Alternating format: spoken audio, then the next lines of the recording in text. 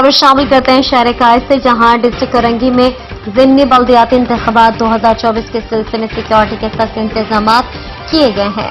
Deputy commissioner जिला कोरंगी मसूद भुट्टो और SSP जिला कोरंगी कामरान खान ने इंतखाबी अमल और सिक्योरिटी इंतजाम के सिलसिले में मुख्तलिफ पोलिंग स्टेशन का दौरा किया, जबकि डिप्टी कमिश्नर जिला कोरंगी मसूद भुट्टो ने रॉयल न्यूज टीवी के चीफ रिपोर्टर कराची जावेद महमूद तराई से खुसूसी बातचीत करते हुए बताया कि डिस्ट्रिक्ट कोरंगी की हदूद में 40 मुख्तलिफ इमारतों में कायम 61 पोलिंग स्टेशन में ज़िमनी बल्दियाती इंतखाबात का इनेकाद किया गया है। डिस्ट्रिक्ट कोरंगी पुलिस की जानिब से 1106 असरान मुलाजमान पर मुश्तमिल फुल प्रूफ सिक्योरिटी इंतजाम किए गए हैं। पोलिंग का अमल सुबह 8 बजे शुरू हुआ, जो कि पुरअमन तरीके से जारी है।